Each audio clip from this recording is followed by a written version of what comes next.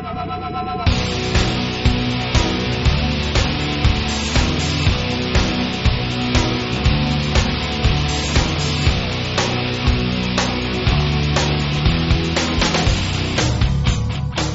everyone, and welcome to Countdown to Game Day. I am Rich McGowan, the high school sports reporter at the Savannah Morning News, and I am here to tell you everything you need to know before heading out to the stadium.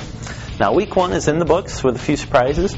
Richmond Hill, as predicted by me, once again defeated Bryan County, this time 24-22, the third straight time Richmond Hill has defeated its cross-county rivals.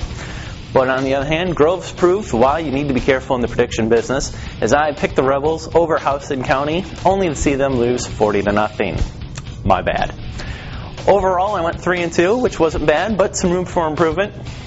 In some other games, Calvary Day got the Mark Stroud era off to a good start with a 31-8 win over Hardeeville, and Beach won for the 11th straight time over rivals Savannah High.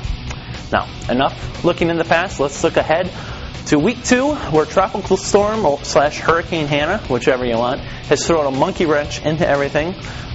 We're doing this show Wednesday afternoon, which means between now and Friday, a lot of things might change. So check back to SavannahNow.com often, and I will have the latest on game time changes, day changes, whatever the latest is. I will update my blog as often as need be, and we will have new updates throughout the next couple days. So check back early and often to SavannahNow.com. Let's get to it. First up is one of the oldest rivalries in the state of Georgia, as Benedictine faces Savannah High. Now, this game has already been moved from its original Friday time to Thursday at 6 p.m. Now, Benedictine was very impressive last week in its win over Windsor Forest. The Cadets' offensive line showed it can move bodies out of the way and open up some holes for running backs John Williams and Caleb Campbell. The duo rushed for a combined 220 yards and 3 touchdowns.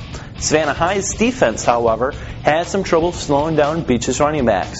In the loss to the Bulldogs last Friday, Savannah gave up nearly 300 yards on the ground, and the Blue Jackets defenders will have to be stingier if Savannah wants to have a shot at the upset. Savannah has a big play threat in Rayshawn Leaks, but I don't think that's going to be efficient. I see Benedictine winning this one 28-8. Originally scheduled for Saturday night in Savannah, Jenkins' game is now at South Effingham, and that game will be Thursday at 6:30. South Effingham comes into this game coming off a nice 21-0 win over West Lawrence. The Mustangs pounded the ball on the ground, gaining 241 yards, led by running backs Wesley Ricks and Frank Manker. Ricks had 89 yards, while Manker totaled 85, and look for the Mustangs to continue to make their living on the ground. Jenkins enters the game coming off a 48-7 loss to Valdosta, so they can only improve. Now, this game wasn't really fair, as Valdosta is one of the premier teams in the state, while Jenkins is trying to replace virtually every starter from last year's 8-2 playoff team. The Warriors managed just 30 yards of total offense with just 3 first downs, the only highlight coming off of a 92-yard kickoff return from Kareem Blute.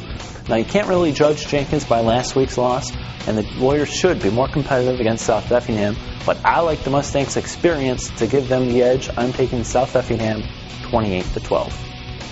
Saturday, Liberty County opens its new stadium in Hinesville, and the first visitors are the Beach Bulldogs.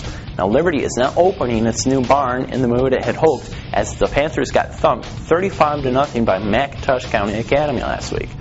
Now, McIntosh is a solid program, but Liberty began the season with high expectations, and another loss, especially one coming on its new home field, could be a morale crusher for Liberty.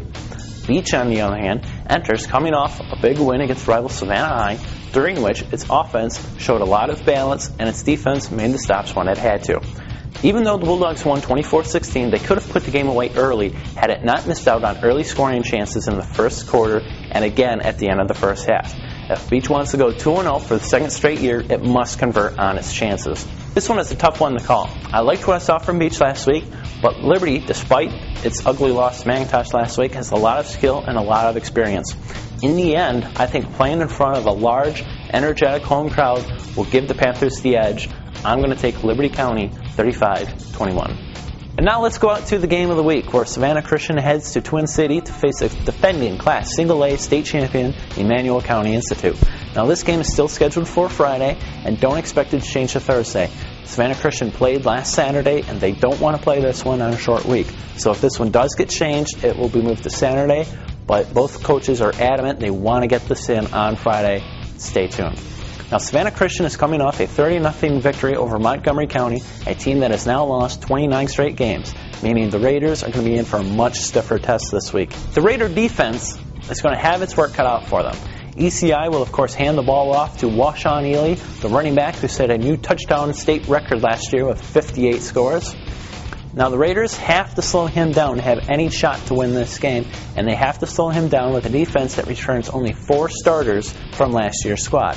And all of Twin City is likely going to come out to this game, and that stadium, when it's full, is a very tough place to play. Savannah Christian is largely a young team, and many of its players will be playing in front of a hostile crowd for the first time in their careers, and that is a major obstacle they have to overcome as well. I wish these two teams could have played last year. I think it would have been a fantastic game, but this is 2008, and I don't think at this point in the season the Raiders are ready to contend with the Bulldogs.